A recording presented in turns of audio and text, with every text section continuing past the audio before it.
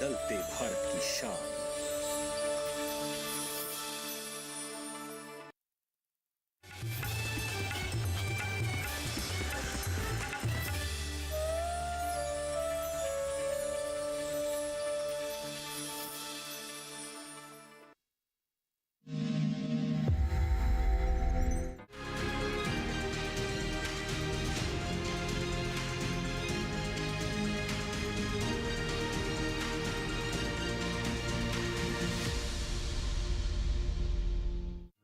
पीढ़ी दर पीढ़ी हमारे किसान अलग अलग स्पीसीज की अलग अलग वैरायटी इनको सहेज कर रखते गए और उसको विकास करते रहे। किसान की विरासत, धरती के वनस्पति संसाधन, एक अधिकार जिसका दुनिया भर के देश करते हैं सम्मान।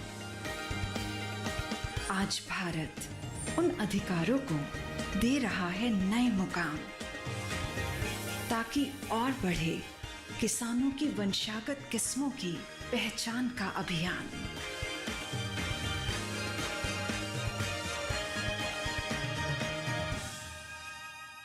नमस्कार, आप सभी का स्वागत है। मैं हूं राहुल और आप देख रहे हैं दूरदर्शन किसान। हम लेकर हाजिर हैं अपना कार्यक्रम कृषि दर्शन। कृषि दर्शन एक ऐसा कार्यक्रम जिसमें हम बात करते हैं किसानों के लाभ की, किसानों से जुड़े हुए कार्यक्रमों की और किसानों से जुड़े हुए अपडेट्स की। और हमारी कोशिश रहती है कि हम समय पर उनके पास इनकी खबर लेकर पहुंचे ताकि उन्हें इसका अधिकतम लाभ मिल सके। आइए अब देखते हैं मंत्रालय से। किसान भाइयों के लिए सलाद की खेती फायदे का सौदा हो सकती है, लेकिन इसे किया कैसे जाए और इसमें किन किन बातों का ध्यान रखना चाहिए, इसके लिए हमारे साथ आज कृषि भवन के डीडी किसान के स्टूडियो से जुड़ रहे हैं कृषि मंत्रालय में बागवानी विभाग के उपनिदेशक श्री रविंद्र कुमार जी। आज हम किसान भाइयों को एक अधिक रिटर्न देने वाली क्रॉप के बारे में, फसल के बारे में जानकारी देंगे, जिसे हम सलाद पत्ता या अंग्रेजी में लेट्यूस भी कहा जाता है। लेट्यूस ज़्यादातर हम देखते हैं कि इसका प्रयोग ज़्यादातर आप देखते हैं बर्गर, सैंडविच और पास्ता, जैसे पास्ता वगैरह बनता है उसमें थोड़ा स्प्रिंकल किया जाता है। और पिज़्ज़ा की तैयारी में डिफरेंट तरह के सलाद, जैसे अमेरिकन सलाद, रशियन सलाद, उसमें भी कॉम्बिनेशन इसका यूज़ किया जाता है। ये बड़ा ग्रीन लीफी वेजिटेबल होता है। इसमें मैग्नीशियम, कैल्शियम का कंटेंट बहुत हाई होता है। और ये जो इसका जो मेन इस्तेमाल होता है, जैसे बीपी का कंट्रोल भी कर सकता है, डायबिटीज़ में भी इसको ज़्यादा से ज़्यादा इंटेक किया जा सकता है। और जैसे किसी को वेट लॉस करना हो तो उसमें भी सलाद पत्ता हरा होने की वजह से, फाइबर कंटेंट बढ़ने की वजह से इसका उपयोग किया जा सकता है। ये कहाँ पाया जाता है इंडिया में? इंडिया में ज़्यादातर हम जो खुले क्षेत्र हैं, जैसे ठंड में लगाया जाता है। और मोस्टली जो इसका ईयर राउंड अवेलेबिलिटी मेंटेन करने के लिए इसे ग्रीन हाउस में भी लगाया जा सकता है। तो सबसे पहले आपको इसकी कैसे तैयारी करनी है। ज़्यादातर बीज हम जो ले रहे हैं वो नीदरलैंड से आता है और भारत में भी कुछ बीज बना रही हैं कंपनियां। तो सबसे पहले इसकी तैयारी करते हैं कि जैसे हम इसको नर्सरी बनाते हैं।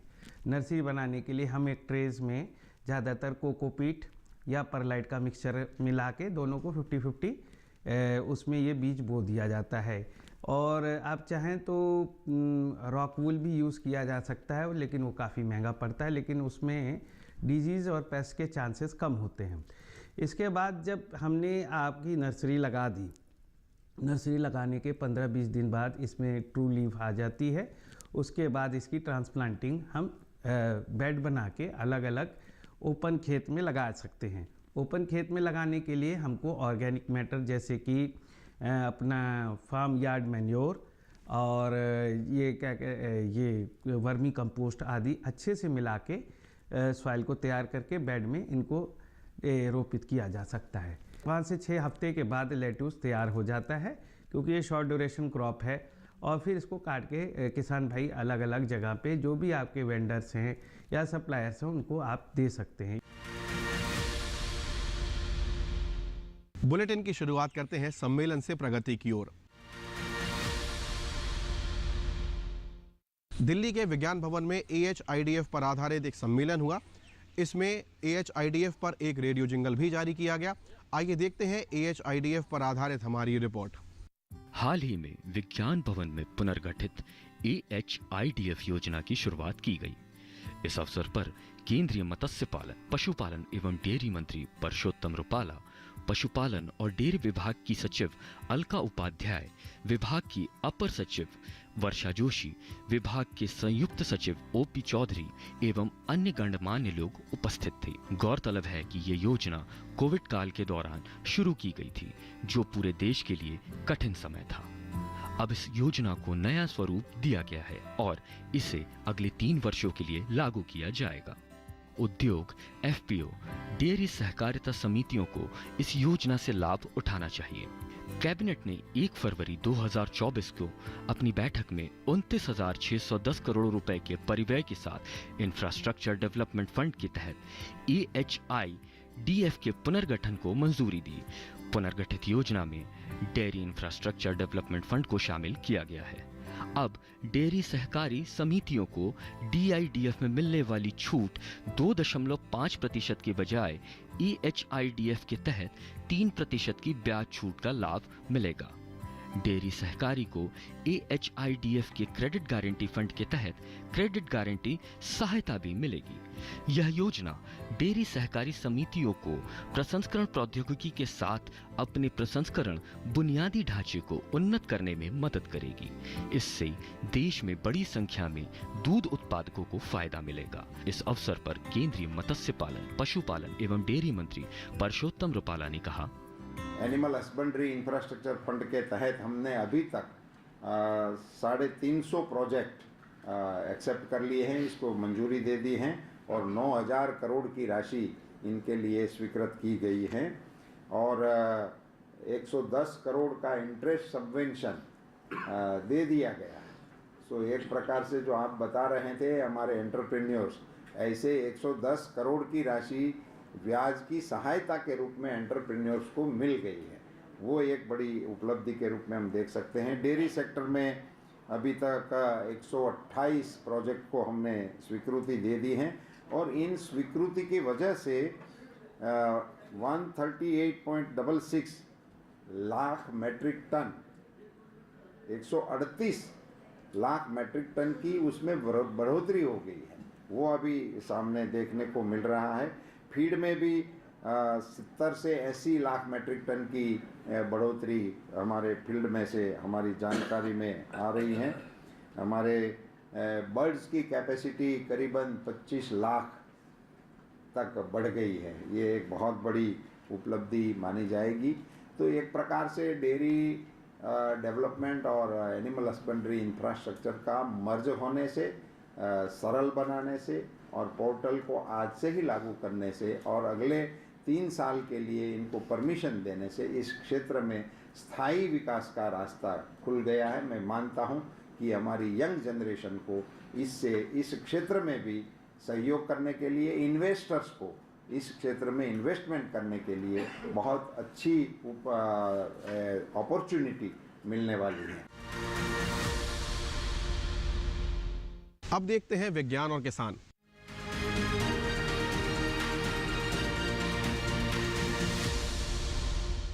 आज हम विज्ञान और किसान में बात करने जा रहे हैं आलू की फसल की देखभाल किस प्रकार करें और इससे जुड़ी हुई तमाम बातों पर जिन पर हमें आवश्यकता से ध्यान देना है। आइए देखते हैं।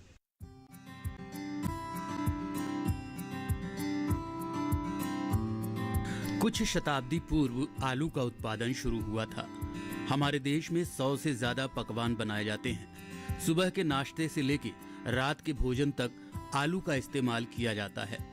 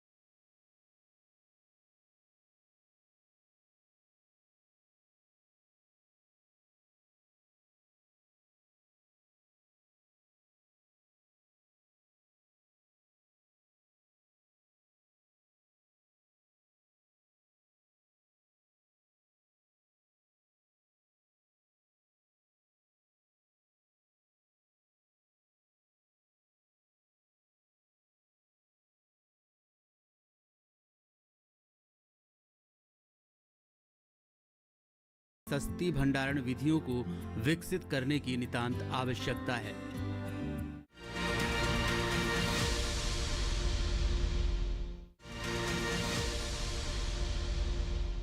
कृषि दर्शन में अब वक्त हुआ है एक छोटे से ब्रेक का। आप देखते रहिए दूरदर्शन किसान। अभी हाजिर होते हैं थोड़ी ही देर में।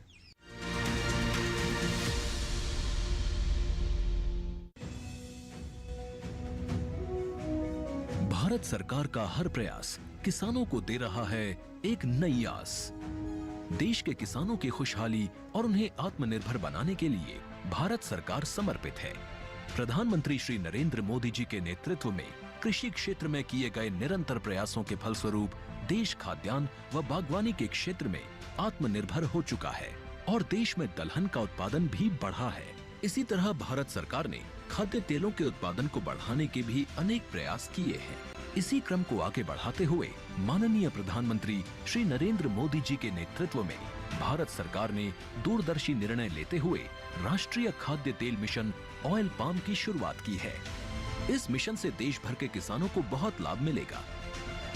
कृषि के पूंजी निवेश में वृद्धि होगी, खाद्य तेल आयात पर देश की निर्भरता कम होगी और रोजगार के नए अवसर पैदा होंगे। खाने के तेल में आत्मनिर्भरता के लिए अब राष्ट्रीय खाद्य तेल मिशन ऑयल पाम का संकल्प लिया गया है। इससे किसानों को तो सीधा लाभ होगा ही, गरीब और मध्यम वर्ग के परिवारों को सस्ता और अच्छी क्वालिटी का तेल भी मिलेगा। यही नहीं, ये मिशन बड़े स्तर पर रोजगार का निर्माण करेगा। इस मिशन के अंतर्गत ऑयल पाम का रकबा और पैदावार बढ़ाने पर जोर देने के लिए सरकार ने 11,000 करोड़ रुपए से अधिक की सहायता राशि निर्धारित की है। मिशन के तहत सरकार ने ऑयल पाम की खेती के लिए रोपण आदि की सहायता में बढ़ोतरी करते हुए पहले मिलने वाले 12,000 रुपए प्रति हेक्टेयर को बढ़ाकर 29,000 रुपए प्रति हेक्टेयर तक कर दिया है। ऑयल पाम के पुराने बागों के पुनरुद्धार के लिए 250 रुपए प्रति पौधा के हिसाब से विशेष सहायता दी जा रही है। पौधारोपण सामग्री की कमी दूर करने और बीजों की पैदावार करने वाले बागों को भी सहायता दी जाएगी। इसके तहत 15 हेक्टेयर ऑयल पाम उद्यान के लिए 80 लाख रुपए तक की सहायता राशि दी जाएगी। इसके अलावा नर्सरी विकास के लिए 40 लाख रुपए तक तय किए गए हैं। पूर्वोत्तर और अंडमान राज्यों के लिए विशेष सहायता का भी प्रावधान है। ऑयल पाम के किसान ताजे फलों के गुच्छे यानी FFB का उत्पादन करते हैं, जिनकी वर्तमान में कीमतें अंतर्राष्ट्रीय मूल्यों में उतार चढ़ाव के आधार पर तय होती हैं। पहली बार केंद्र सरकार ताजे फलों के गुच्छे की कीमत के लिए किसानों को आश्वासन दे रही है। ये व्यवहार्यता मूल्य यानी VP कहलाएगा, यानी किसानों को कोई घाटा नहीं होने दिया जाएगा। व्यवहार्यता मूल्य VP तय करने की शुरुआत 1 नवंबर से होगी और अगले वर्ष 31 अक्टूबर तक जारी रहेगी। इसे ऑयल पाम वर्ष कहा जाएगा। इस योजना के तहत वर्ष 2025-26 तक ऑयल पाम का रकबा 6.5 लाख हेक्टेयर सृजित करने और कच्चे ऑयल पाम की पैदावार वर्ष 2025-26 तक 11.20 लाख टन पहुंचाने का लक्ष्य निर्धारित किया गया है। सरकार के इस महत्वपूर्ण निर्णय से देश में ऑयल पाम की खेती करने वाले किसानों में विश्वास पैदा होगा और वे खेती का रकबा बढ़ाएंगे। इस तरह पाम ऑयल का उत्पादन भी बढ़ेगा, जिससे किसानों की आय बढ़ेगी और ग्रामीण अर्थव्यवस्था भी सुदृढ़ होगी।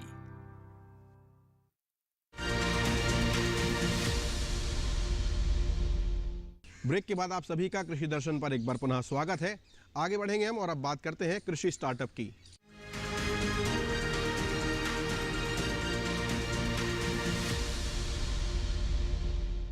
अब बात करते हैं बागवानी फसलों की। बागवानी की जब हम बात करते हैं तो कुछ छोटे छोटे पहलू हैं जिन पर हमें विशेष ध्यान रखना होता है। किसानों के दृष्टिकोण से यदि हम बिजाई की बात करें, रोपाई, निराई, गुड़ाई की बात करें, तो हर प्रकार से जब हम बात करते हैं बागवानी फसलों की तो उनमें इन्हीं छोटी छोटी बातों का यदि हम समय पर ध्यान रखें और विशेष ध्यान रखें तो निसंदेह आपका लाभ निश्चित रूप से होगा। बागवानी पर आधारित है हमारी आज की रिपोर्ट, आइए देखते हैं। भूपेंद्र सिंह पुश्तैनी किसान हैं। हालांकि वो बहुत बड़े जमींदार नहीं हैं, फिर भी खेती से उनका लगाव कभी कम नहीं हुआ। तब भी नहीं जब वो प्राइवेट नौकरी भी किया करते थे। जल्द ही इनको पता चल गया कि नौकरी में तरक्की एक सीमा तक ही हो सकती है। इसके बाद इन्होंने अपना खुद का बिजनेस शुरू करने के बारे में विचार किया। ये कुछ ऐसा करना चाहते थे जो अलग भी हो और ज़्यादा मुनाफा देने वाला भी। इस तरह 2014 में प्रयोगों के तौर पर सब्जियों की नर्सरी शुरू की। मैं पहले प्राइवेट जॉब करता ਸੀਗਾ। ਪ੍ਰਾਈਵੇਟ ਜੌਬ ਮੈਂ 2014 ਤੱਕ ਇੱਕ ਸਿਵਲ ਲਾਈਨ ਦੇ ਵਿੱਚ ਸੀਗਾ। ਉਹ ਸਿਵਲ ਲਾਈਨ ਦੇ ਵਿੱਚ ਨਾਲ ਮੈਂ ਨਰਸਰੀ ਦਾ ਸਟਾਰਟ ਕਰ ਲਿਆ ਸੀ 2014 ਚ। 2014 ਤੋਂ ਬਾਅਦ ਚ 2017 ਦੇ ਵਿੱਚ ਮੈਂ ਪ੍ਰੋਫੈਸ਼ਨਲ ਤੌਰ ਤੇ ਨਰਸਰੀ ਦਾ ਆ ਗਿਆ ਕੰਪਨੀ ਤੋਂ ਰਿਜ਼ਾਈਨ ਕਰਕੇ। ਉਸ ਤੋਂ ਬਾਅਦ ਹੁਣ ਮੇਰੇ ਕੋਲ ਵੈਜੀਟੇਬਲ ਦੇ ਵਿੱਚ ਬਹੁਤ ਸਾਰੀਆਂ ਜਿਸ ਤਰ੍ਹਾਂ ਇਹਨਾਂ ਦਾ ਆਪਣਾ ਕੋਲੀਫਲਾਵਰ, ਕੈਬੇਜ, ਕੈਪਸੀਕਮ, ਇਸ ਤਰ੍ਹਾਂ ਸਾਰੀ ਵੈਜੀਟੇਬਲ ਦੀ ਨਰਸਰੀ ਮੈਂ ਲਗਭਗ ਪੂਰੇ ਪੰਜਾਬ 'ਚ ਤੇ ਜੰਮੂ 'ਚ ਸਪਲਾਈ ਕਰਦਾ ਇਸ ਟਾਈਮ। ਤੇ ਬਹੁਤ ਵਧੀਆ ਮੈਂ ਲਗਭਗ ਇੱਕ ਕਨਾਲ ਤੋਂ ਸ਼ੁਰੂ ਕੀਤਾ ਸੀ। ਅੱਜ ਮੈਂ 10 ਏਕੜ ਦੇ ਵਿੱਚ ਨਰਸਰੀ ਦਾ ਬਿਜ਼ਨਸ ਕਰ ਰਿਹਾ। ਤਾਂ ਬਹੁਤ ਵਧੀਆ ਇਹਨਾਂ ਦਾ ਲੱਗਦਾ ਵਾ, ਕੰਮ ਕਰਕੇ ਵਧੀਆ ਲੱਗ ਰਿਹਾ ਵਾ ਤੇ ਆਪਣਾ ਪੈਸਾ ਵੀ ਚਲੋ ਠੀਕ ਕਮਾ ਰਹੇ ਆ। ਤੇ ਉਹਦੇ ਤੋਂ ਬਾਅਦ ਹੁਣ ਮੇਰਾ ਅਗਲਾ ਪਲਾਨ ਹੈ ਕੁਝ ਮੈਂ ਇਹਨਾਂ ਦਾ ਆਪਣੇ ਆਰਗੈਨਿਕ ਤੇ ਜਾਣਾ ਚਾਹ ਰਿਹਾ ਥੋੜਾ। ਮੈਂ ਆਪਣੇ ਨਾਲ ਕੁਝ ਫਾਰਮਰ ਹੋਰ ਜੋੜ ਕੇ ਉਹਨਾਂ ਨੂੰ ਆਰਗੈਨਿਕ ਮੈਂ ਨਰਸਰੀ ਦਾ ਦੇਣੀ ਆ, ਉਹਨਾਂ ਨੂੰ ਨਾਲ ਆਰਗੈਨਿਕ ਦਾ ਮੈਂ ਇਹਨਾਂ ਦਾ ਆਪਣਾ ਮੈਟਰ ਤੇ ਕੰਮ ਥੋੜਾ ਕਰ ਰਿਹਾ। ਅਗਲਾ ਪਲਾਨ ਮੇਰਾ ਇਹ ਵੀ ਮੈਂ ਆਰਗੈਨਿਕ ਜਾਵਾਂ ਤੇ ਮੈਂ ਆਪਣੀ ਨਰਸਰੀ ਨੂੰ ਕੋਸ਼ਿਸ਼ ਕਰ ਰਿਹਾ ਵੀ ਮੇਰੀ ਨਰਸਰੀ ਨੂੰ ਮੈਂ ਇਹ ਵੈਜੀਟੇਬਲ ਨਰਸਰੀ ਨੂੰ ਮੈਂ ਕਾਫੀ ਅੱਗੇ ਲੈ ਕੇ ਜਾਵਾਂ ਤੇ ਸਾਰੇ ਜਿੰਨੇ ਕਿਸਾਨ ਪੰਜਾਬ ਦੇ ਕਿਸਾਨ ਆ ਸਾਰੇ ਖੁਸ਼ਹਾਲ ਹੋਣ, ਨਾਲ ਅਸੀਂ ਵੀ होइए। साड़ी ਇਹੋ ਪ੍ਰਮਾਤਮਾ अगे अरदास है। पंजाब में अच्छी नर्सरी आमतौर पर नहीं मिल पाती। इस बात ने भी भूपेंद्र के काम को बढ़ाने में मदद की। भूपेंद्र अमृतसर कृषि विज्ञान केंद्र के लगातार संपर्क में रहते हैं। यहाँ से उन्हें नई तकनीकियों की जानकारी मिलती रहती है। वैसे भी नर्सरी बहुत मुश्किल काम है। मौसम की हल्की सी मार पूरी मेहनत को बर्बाद कर सकती है। मैं भी तुहाडे वर्गा कि छोटा जिमीदार हाँ, पर फिर भी मैं एक गल जरूर कहूँगा कि अज का युग टैक्नीकल का हो गया। जे टैक्नीकल वे ना नहीं करोगे तो आप घाटे चल जावांगे। जो भी करना थोड़ा करना, टैक्नीकल करना। जितना साढ़े को स्प्रिंकलर है, ड्रिप इरीगेशन दे तुसीं काम कर सकते हो, है ना। तो जिन्ना भी हो सके अपना जिदा सियाल वाली सब्जियां जिन्नियां कैप्सिकम आ, चिली आ, ये एडवांस तैयार करोगे, एडवांस जाएगियां, चंगा पैसा कमा सकते हैं। कृषि दर्शन में अब समय है एक छोटे से ब्रेक का। आप देखते रहिए दूरदर्शन किसान। अभी हाजिर होते हैं थोड़ी ही देर में।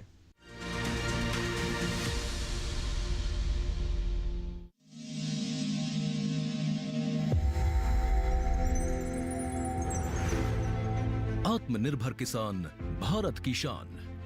उत्पादन में आत्मनिर्भर होने के साथ साथ फसल की कटाई के उपरांत उपज की हानि को रोकने, ग्रामीण क्षेत्रों में रोजगार सृजन करने और बीज से बाजार तक के विजन को मजबूती देने के उद्देश्य से 1 वर्ष पूर्व माननीय प्रधानमंत्री श्री नरेंद्र मोदी जी ने एक महत्वाकांक्षी केंद्रीय योजना एग्रीकल्चर इंफ्रास्ट्रक्चर फंड की शुरुआत की। इस आधुनिक इंफ्रास्ट्रक्चर से कृषि आधारित उद्योग लगाने में एक बहुत बड़ा बदलाव आएगा और बहुत बड़ी गति आएगी। साथियों, अब हम उस स्थिति की तरफ बढ़ रहे हैं जहां गांव के कृषि उद्योगों से फूड आधारित उत्पाद शहर जाएंगे और यही तो आत्मनिर्भर भारत अभियान का संकल्प है। एग्रीकल्चर इंफ्रास्ट्रक्चर फंड से पात्र लाभार्थी गोदामों का निर्माण कर सकते हैं, छटाई या ग्रेडिंग इकाई, पैकिंग हाउस, सप्लाई चेन और कोल्ड चेन जैसी सुविधाएं या फिर प्राथमिक कृषि प्रसंस्करण केंद्र की स्थापना कर सकते हैं।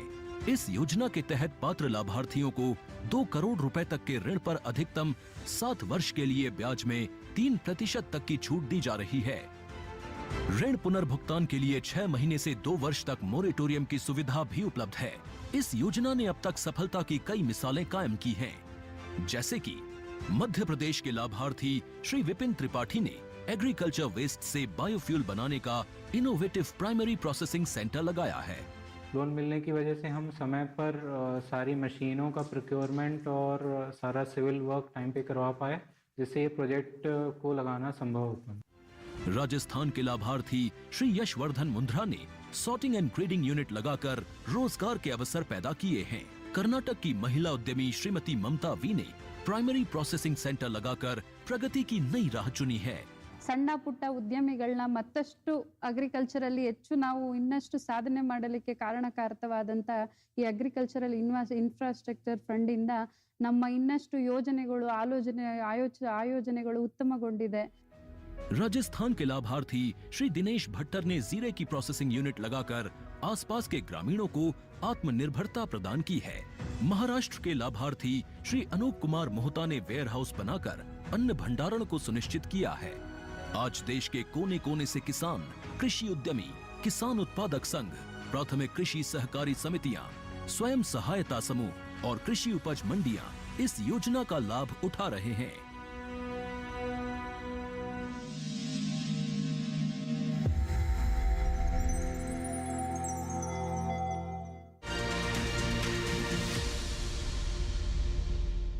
ब्रेक के बाद आप सभी का एक बार पुनः स्वागत है। अब हम बात करेंगे फार्मिंग इंडिया की।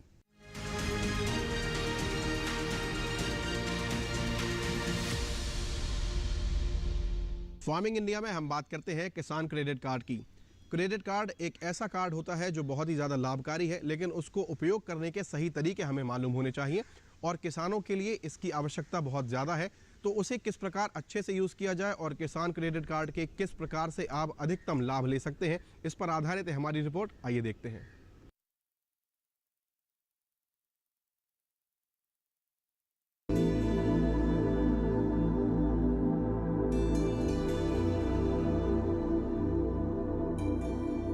किसान क्रेडिट कार्ड योजना 1998 में शुरू की गई थी। इसका उद्देश्य किसानों को कृषि गतिविधियों के लिए बिना किसी बाधा के समय पर ऋण उपलब्ध कराना था। भारत सरकार किसान क्रेडिट कार्ड के तहत किसानों को ब्याज पर 2% की आर्थिक सहायता देती है और समय पर ऋण चुकाने वाले किसानों को 3% की प्रोत्साहन छूट देती है। इस तरह केसीसी पर सालाना ब्याज दर 4% आता है। सभी योग्य किसानों को उनके कृषि कार्यों के लिए आसानी से और समय पर कृषि ऋण प्रदान किए जाएं, ये सुनिश्चित करने के लिए सरकार ने किसान क्रेडिट कार्ड योजना शुरू की।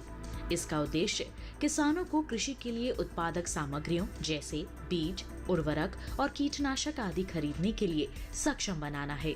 सरकार ने किसानों के हित में बड़े कदम उठाते हुए 2019 में केसीसी में ब्याज दर में आर्थिक सहायता का प्रावधान शामिल करते हुए इसका लाभ डेयरी उद्योग समेत पशुपालकों और मछली पालकों को भी देने की व्यवस्था सुनिश्चित की है। किसान क्रेडिट कार्ड के दायरे में किसानों को लाने के लिए फरवरी 2020 से एक विशेष अभियान चलाया जा रहा है।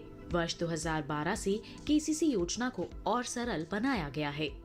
इसके तहत लाभार्थियों को एटीएम सक्षम डेबिट कार्ड के प्रावधान सहित एक बार में दस्तावेजीकरण की सुविधा, सीमा में निर्माण लागत में वृद्धि और सीमा के भीतर कितनी भी संख्या में निकासी आदि की सुविधाएं दी गई हैं।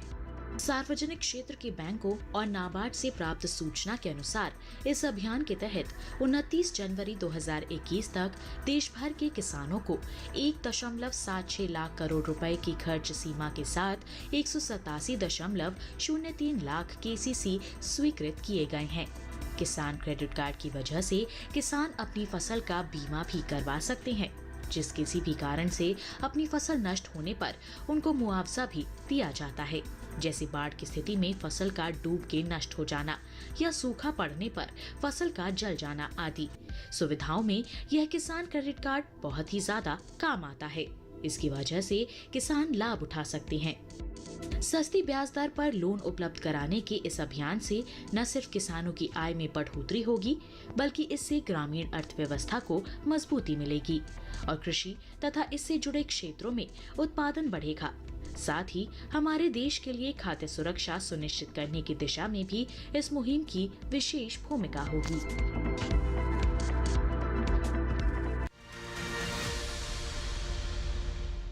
फिलहाल कृषि दर्शन में आज इतना ही।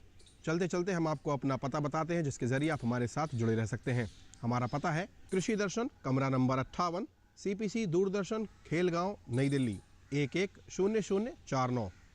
आप चाहें तो हमें ईमेल भी कर सकते हैं और हमारा ईमेल आईडी है krishiddarshan@gmail.com। और इसी के साथ आपके स्क्रीन पर एक QR कोड भी नजर आ रहा है। इसे आप सरलता से स्कैन कर सकते हैं और हमारा कार्यक्रम डीडी किसान के यूट्यूब चैनल पर भी आसानी से देख सकते हैं।